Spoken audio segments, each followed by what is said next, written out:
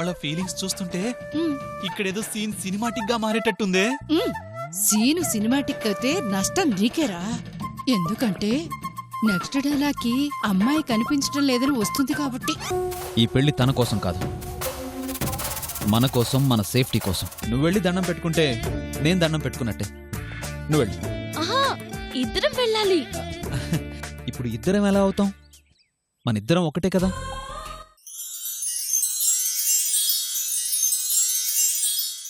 అడగకుండానే దేవుడు అన్నీ ఇచ్చాడు.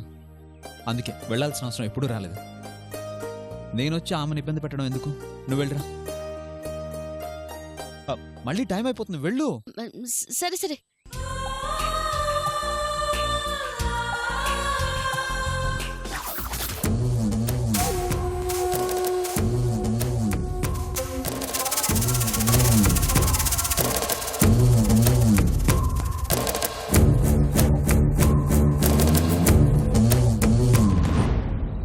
ఏ కష్టం వచ్చినా నీకే చెప్పుకున్నాను. నాకింక ఏ కష్టం రాకుండా చూడమ్మా.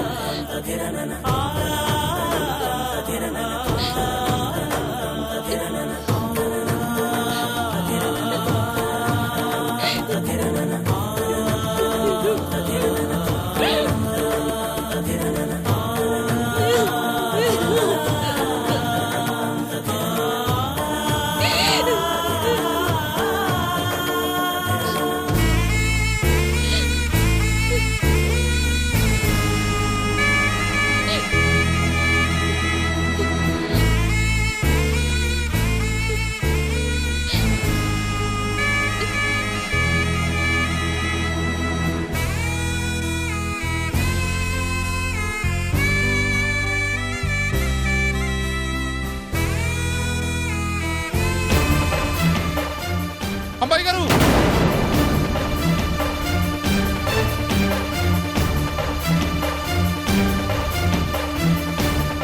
అమ్మాయి గారు,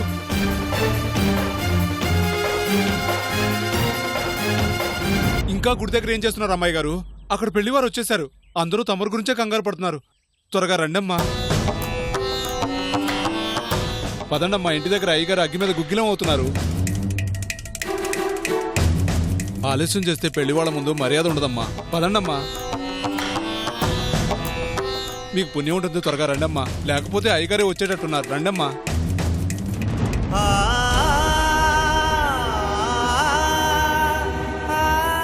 రండమ్మా.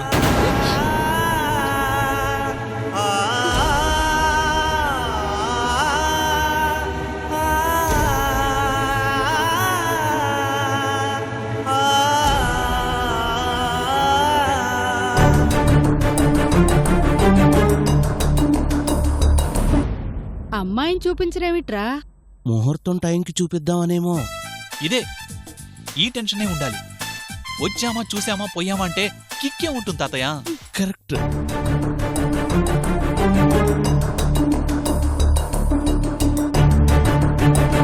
తాత, అంతా నేననుకున్నట్టే సినిమాటిక్ గా జరుగుతోంది. ఎస్.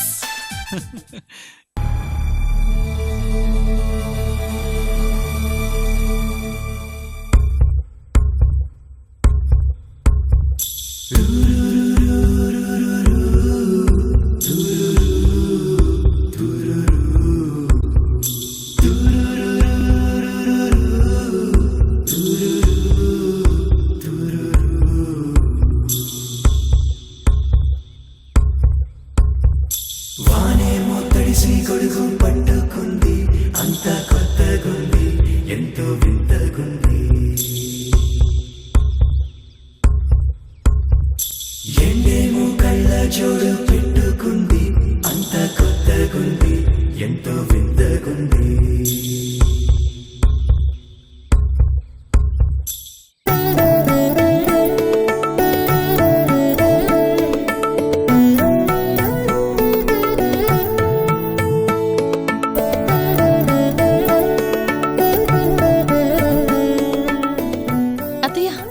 సావిత్రి వచ్చింది.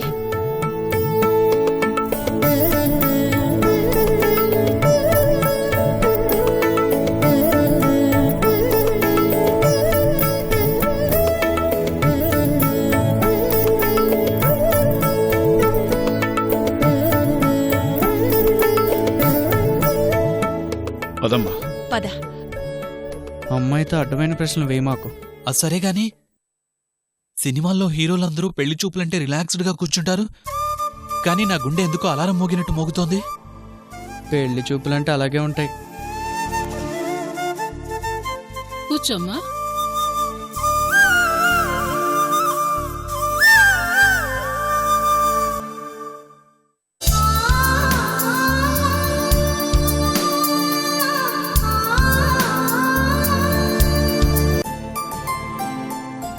అమ్మాయి లక్షణంగా ఉంది. అవును అమ్మా, అబ్బాయితో ఏదైనా మాట్లాడాలనుకుంటే మాట్లాడు. చిన్నపిల్లండి, అదేం అడుగుతుంది? తనకిష్టమేంటో ఒక మాట అడగండి. అడిగేదే ఉందండి. మా ఇష్టమే దానిష్టం. ఆ, మీకు అమ్మాయి నచ్చిందో లేదో? బ్రహ్మాండంగా నచ్చింది.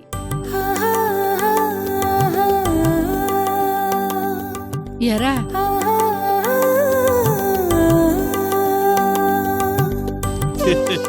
ఆ అమ్మాయి ఎంతగా నచ్చిందో వాడి ముఖం చూస్తే తెలియట్లేదా?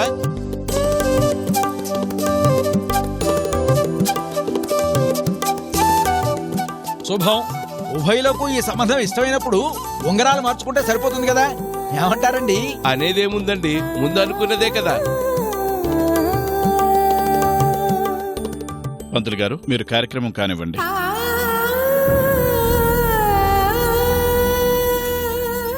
అయ్యా, అందరూ ఆలకించండి.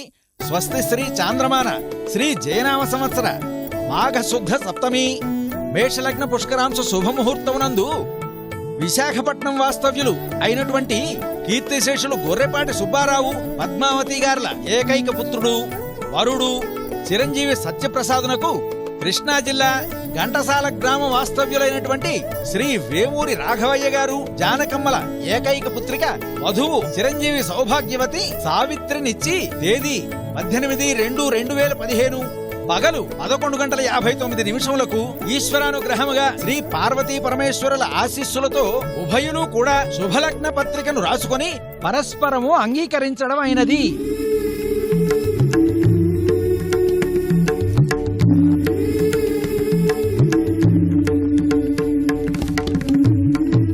మంగళం మహత్ శుభం.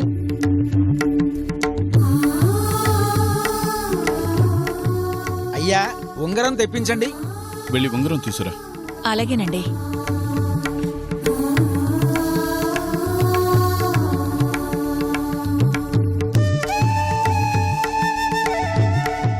శుభం. అమ్మా, మీ ఉంగరం కూడా ఇలా ఇవ్వండి. అమ్మా, వరుణ్ ఇలా కూర్చోబెట్టండి.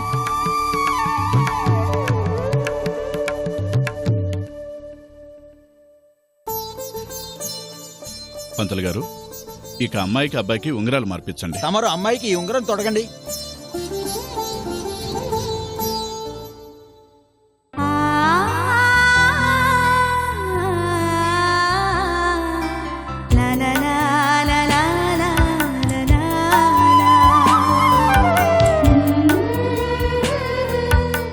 సావిత్రి, చెయ్యి చాపమ్మా.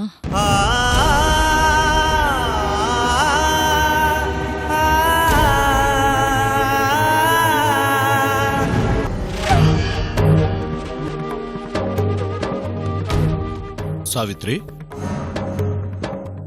సావిత్రి,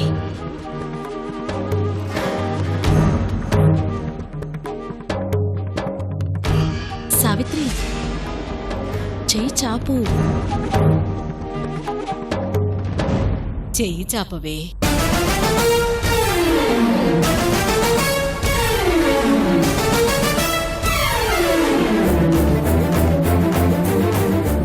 సావిత్రి, చేయి చాపమ్మా.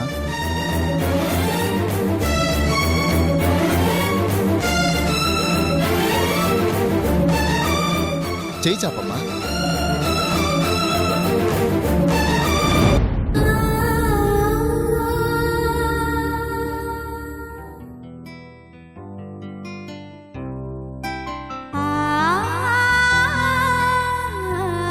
అయం ముహూర్తస్సు ముహూర్తోస్తు అంగుళ్యధారణ సుముహూర్తోస్తు నతాంగుళ్యధారణ సుముహూర్తోస్తు.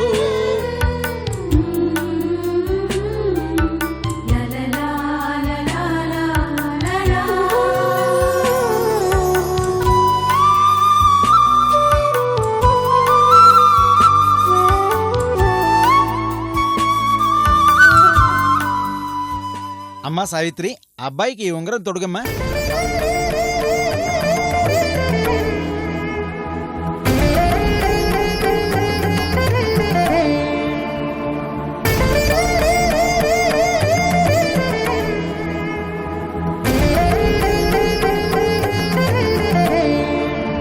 సావిత్రి, ఉంగరం తొడిగమ్మా.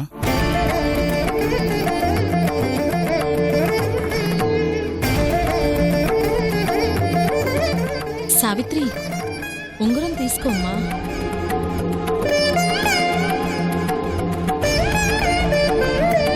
సావిత్రి ఉంగరం తొడుగమ్మా.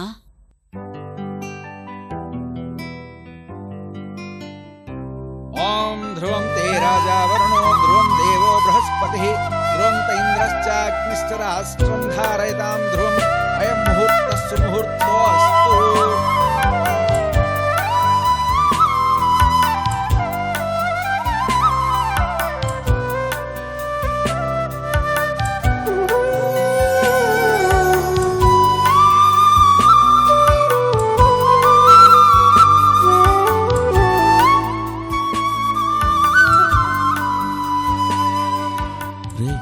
వచ్చిన దగ్గర నుంచి అమ్మాయి మొహమే చూస్తున్నాను. అమ్మాయి మొహంలో నవ్వే లేదురా. తాతయ్య అది సిగ్గు తాతయ్య. పెళ్లి చూపుల నుంచి పెళ్లిదాకా అమ్మాయి మొహంలో అదే అందం. యాజ్ ఇట్ ఈస్ గా నేను ఎలా అనుకున్నానో అలాగే జరుగుతోంది. ఈ నెల 18న పగలు 11:59 నా పెళ్లి తాతయ్య, నా పెళ్లి.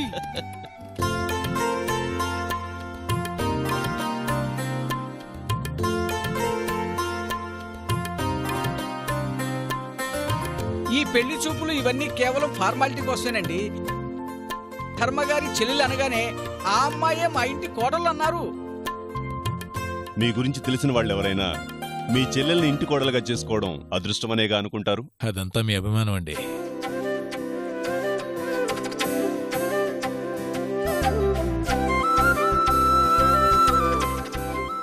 అదిగో మా చెల్లి వచ్చేసింది. నీకోసమే వెయిట్ చేస్తున్నావమ్మా, రా.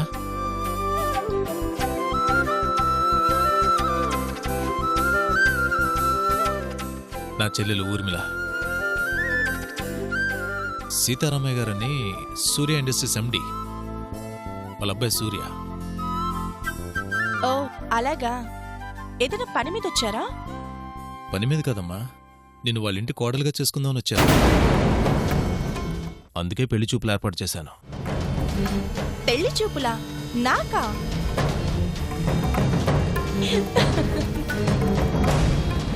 నాకు పెళ్లి చూపులేంటన్నయ్యా? సత్యతో నాకు నిశ్చితార్థం అయిపోయిందిగా.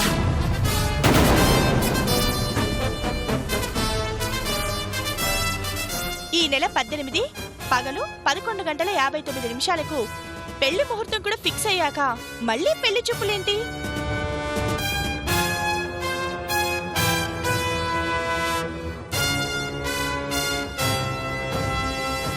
ఏమిటండి ఇది? మీరేమో పెళ్లి చూపులకు రమ్మన్నారు, అమ్మాయి గారేమో ఏకంగా నిశ్చితార్థమే అయిపోయింది అంటున్నారు. మమ్మల్ని పెళ్లి చూపులకు పిలిచారా, అవమానించడానికి పిలిచారా?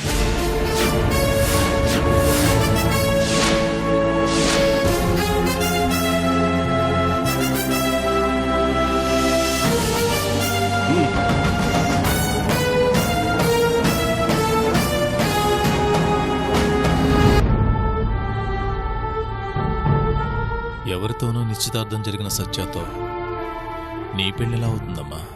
అవుతుందన్నయ్యా. అదే ముహూర్తానికి సత్యకి నాకు ఖచ్చితంగా పెళ్లి జరుగుతుంది. అదే ఎలా అవుతుందో నాకు అర్థం కావడం లేదు. చిన్నప్పటి నుంచి నేనేంటో నీకు తెలుసు. కావాలనుకున్నది సాధించే వరకు వదిలిపెట్టనని తెలుసు. ఇది నా జీవితం అన్నయ్య. అందులోనూ నాకిష్టమైన వ్యక్తితో జీవితం. ఎట్టి పరిస్థితుల్లో సత్యతో నా పెళ్లి జరుగుతుంది. నువ్వేం టెన్షన్ పడకు.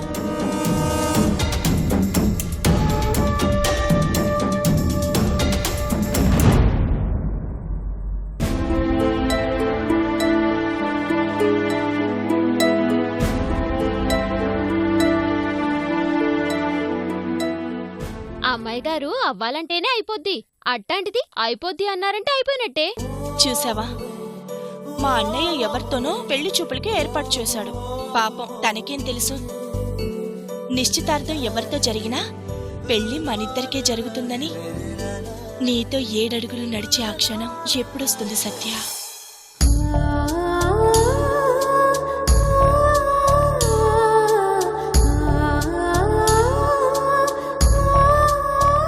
నిన్ను కాదని అతని దారతం చూసుకుంటే ఇంకా అతని గురించి ఆలోచించాల్సిన అవసరమే ఉందమ్మా. నిన్నెందుకు కాదన్నాడని వాడు బాధపడాలి. అతనికన్నా మించిన వాడిని, మంచి స్థాయిలో ఉన్నవాడిని తీసుకొచ్చాను. నిన్ను కాదన్న వాడి కోసం మంచి సంబంధాన్ని పోగొట్టావమ్మా. అతను నన్ను కాదనేదేంటన్నయ్యా? ఊర్మిళ ఇష్టపడిందంటే అతను నన్ను ఇష్టపడాలి, అంతే. నిశ్చితార్థం కూడా జరిగిపోయాక ఇంకా ఇష్టపడతాడని ఎలా అనుకుంటున్నావమ్మా? నిశ్చితార్థం జరిగితే పెళ్లి జరిగినట్టు కాదు కదన్నయ్యా. పెళ్లికి ఇంకా చాలా గంటలు, వేల సెకండ్ల టైం ఉంది. సెకండ్స్ లో జీవితాలే మారిపోతున్నాయి. ఇంత టైం ఉంది, ఏవైనా చెయ్యొచ్చు. అంత అవసరం ఏంటమ్మా? అవసరం కాదన్నయ్యా, ఇష్టం. నేను అన్నిటికంటే ఎక్కువ ఇష్టపడిన ఇష్టం. సత్యకు లెటర్ రాసే పెన్ను విషయంలోనే కాంప్రమైజ్ కాలేదు. సత్య విషయంలో ఎలా కాంప్రమైజ్ అవుతానన్నయ్యా? అది కాదమ్మా. అన్నయ్య, సత్య నాకు కావాలి. నా అనుకున్న తర్వాత తను ఎవరికో సొంతం అవుతుంటే చూస్తూ ఊరుకునేంత మంచితనం నాకు లేదు. నేననుకున్నది నాకు దక్కనప్పుడు నేనెవ్వరికీ దక్కను.